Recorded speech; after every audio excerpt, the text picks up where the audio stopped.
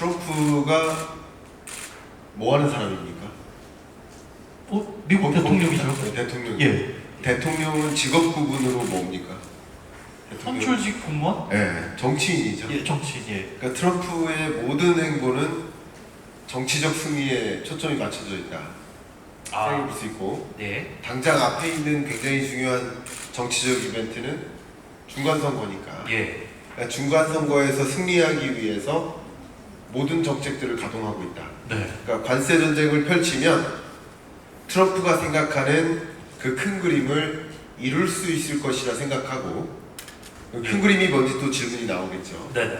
그러면 그 큰 그림을 이룰 수 있을 것이라 생각하고, 그 큰 그림을 이루는 행보를 보여주면 3억 5천만 미국 유권자들은 아무래도 우리 공화당을 지지해주지 않겠는가 네. 하는 그림에서 관세 전쟁을 펼치는 거죠. 큰 그림. 좀 전에 말씀해 주신 네. 당연히 질문할 거라고 안 물어볼 수가 없죠. 혹여나 무슨 그림을 그리고 있고 그게 네. 관세 정책을 통해 가지고 그 그림을 어떻게 완성시키려고 네. 거죠? 네, 너무 좋은 질문이세요. 제가 사실 정말 많이 듣는 질문 중에 하나가 그냥 우리 저 방금 좀 전에도 이제 삼성그룹 다녀왔고 네. 삼성전기나 아니면 여러 그룹사들의 임직원들도 하나같이 주는 질문이 하나가 예. 트럼프는 도대체 왜 저래? 그러는 거예요? 예. 왜 저러는 걸까요? 왜 저러는 거예요? 그 정치적 행보를 하기 위해서 관세 전쟁을 펼치는데 바이든이든 트럼프든 목적은 똑같습니다. 정치적 승리. 예. 그 정치적 승리를 위해서 뭔가 이룰 걸 이루겠다는 건데 그 이루겠다는 그 목적은 똑같아. 예. 목적은 똑같은데 수단이 다른 겁니다. 바이든은 법을 가지고 싸우는 인물이죠. 네. IRA 칩스법. 네. 근데 법을 누가 정하죠? 의회에서 의회에서 정하죠. 예. 법을 정하는 거, 법을 만드는 사람, 국회의원을 영어로 law makers, 법 만드는 사람들이에요. 그러니까 바이든이 이끌어가는 전쟁은 법을 통해서 싸우는 거니까 예. 뒤집을 수가 없는 겁니다. 자기 통제가 아니라 지속적인 전쟁을 펼치는 겁니다. 다만 트럼프가 싸우는 이 수단은 행정명령이에요. 예. 그러니까 자기 마음대로 뒤집는 거죠. 그래서 어제 오늘 얘기가 계속 다를 수 있다 이렇게 먼저 가정하고요. 둘 다 미국 대통령이 그림 그리고 있는 것은 얼마 전에 관세 전쟁의 설계자죠. 피터 나바로 네. 백악관 고문이죠. 이런 말을 했어요. 왜 우리 미국을 원래 미국은 제조 강국이었는데 manufacturing nation인데 왜 우리 미국을 자꾸 조립국으로 만드냐 assembly nation으로 만드느냐 여기에 굉장히 중요한 단서가 있습니다. 미국으로 제조기지를 옮기고자 하는 게 역대 대통령들의 큰 그림인데 그게 이른바 글로벌 밸류 체인 GVC를 깨고 DVC Domestic Value Chain을 만들겠다라는 것인데 그동안에 미국이 한국한테 혹은 세계 여러 나라들한테 미국의 공장 줘라 하니까 조지아 공장 짓고 현대차, 기아차 혹은 SK 배터리 공장도 조지아주에 짓고 다 이렇게 했는데 그것도 마음에 들지 않는 거예요. 왜 제조기지를 옮기라고 했더니 지금 그래서 자동차 수출을 많이 했었단 말이에요. 제조기지를 미국에 옮겼단 말이에요. 옮기니까 이제 자동차 수출이 줄어요. 네. 뭐가 늘까요? 강판 수출이 늘어요. 배터리 수출이 늘어요. 엔진 수출이 늘어요. 자동차 부품 수출이 늘어나는 거예요, 실제. 예. 그러니까 이제 뭐 하라는 거예요? 부품도 미국에서 만들어라. 강판도 미국에서 만들어라. 제조기지 밸류체인을 아예 싹 다 미국에다 옮겨라. 이게 큰 그림이고 그렇게만 이뤄낸다면 역시 IRA나 칩스법도 다 그겁니다. 다 통속입니다. 다만 그렇게 한다면 미국 유권자들이 나를 뽑아주겠지. 우리 공화당을 뽑아주겠지. 바로 그 전략이라고 볼 수 있겠습니다.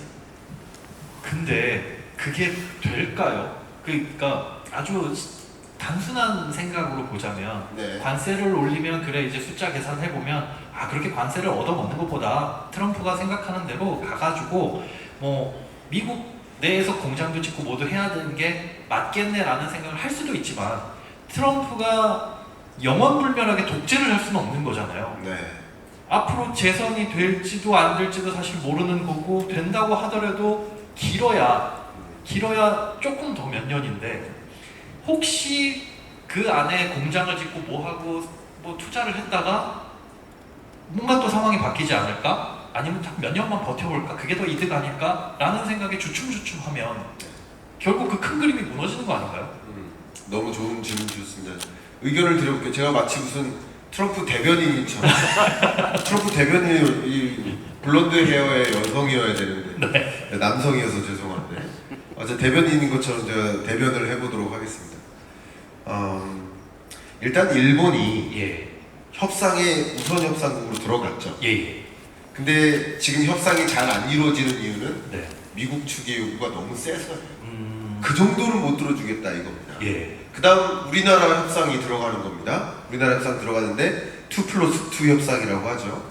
협상 들어갔는데 그 결과가 곧 나올 텐데 그러면 우리나라 입장에서는 관세를 면제받고 싶을까요? 아니면 부과받고 싶을까요? 당연히 면제받고 싶죠. 그러니까 당연히 어떤 부분만큼은 미국의 요구사항을 들어줘야만 할 겁니다. 예. 그 들어주는 게 뭘까요? 주로 미국에 공장 짓는 겁니다. 예. 관세를 면제받고 공장 미국에 더 짓겠다. 미국에 더 투자하겠다. 조선업도 마찬가지입니다. 네. 조선업도 미국에서 조선을 제조할 수 있는 협조를 요구할 겁니다. 자, 그런데 여기서 기업 입장에서는 그게 혜택이 될까? 기업 입장에서는 자, 현대기아차 입장에서 한번 생각해 볼게요. 네네. 31조를 투자하기로 했습니다. 네. 만약에 관세 면제를 받으면 어떤 일이 벌어질까요? 중국에 대해서는 관세를 여전히 부과하고 한국은 1등으로 관세를 면제받는다라고 먼저 조건을 걸을게요. 누가 어떻게 될지 모르죠. 예. 만약에 이렇게 조건을 걸면 미국 자동차 시장을 놓고 중국과 상당 부분 경쟁하는 것들도 있고 그 밖에 다른 나라들과도 경쟁하고 있는데 한국만 유예를 받으면 어떻게 될까요? 엄청난 경쟁력이 생기겠죠. 그렇죠. 그걸 누리는 겁니다. 언제까지? 적어도 트럼프 트럼프가 정권 기간 동안이라도. 그리고 공장을 옮깁니다. 근데 공장을 옮기고 현대제철에서도 강판도 생산합니다. 그러면 현대제철 입장에서는 그동안은 무관세로 강판을 수출할 수 있어요. 그럼 무슨 수요를 또 누릴 수 있을까요? 지금까지는 현대기아차에게 강판을 수출해 왔는데 네. 현대기아차가 아닌 나머지 기업들에게도 강판을 수출할 수 있겠구나. 그리고 실제 기업은 이거 다 따지고 있습니다. 계산기 두드리고 있습니다. 지금. 예. 계산 그 두드리는데 어쨌든 지금까지의 생각은 그러면 트럼프가 정권이 끝난다 하더라도 중간 선거에서 대패한다 하더라도 그동안은 여러분 제가 이렇게 얘기하는데 현대제철 제가 한번 퀴즈 내드릴까요? 제발 틀렸으면 하는 마음에 우리나라의 고로를 가지고 있는 제철 기업이 몇 개나 될까요?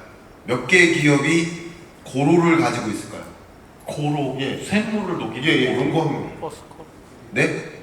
우리나라에 두 개밖에 안 됩니다. 예. 여러분 다 알고 계시는 포스코나 현대제철밖에 없습니다. 그게 붕어빵 틀 옮기는 게 아니에요. 그러니까 현대제철 거기에 공장 짓는다 그러면 예. 당장 강판이 생산되는 게 아니라 4년 후에나 생산됩니다. 그렇겠죠. 그러니까 지금 그러면 4년 후에는 미국 내에서 수요를 많이 확보할 것이라고 보고 그 동안은 4년 전까지 트럼프 정권 기간 동안에는 미국 시장에서 많은 자동차 기업들로부터 시장을 확보하겠다. 그 시장을 이미 확보해 놓은 다음에 미국 현지에서 강판 생산이 가능하다라고 하면 그때는 거기서 생산되는 많은 자동차들 기업들로부터 수요를 확보해 나갈 수 있겠다. 이런 전략인 겁니다. 현대차 기업 입장에서는. 네. 앞으로 어떻게 될지 모르니까 투자를 주춤하는 것보단 일단 해결해가지고 우리가 이득을 얻을 수 있는 거 얻는 쪽으로 협상을 하고 네. 그 이후에 트럼프가 되든 안 되든 그 안에서 추후적인 어떤 걸 창출하는 건 그때 가서 더 유리한 고지를 잡으면 된다.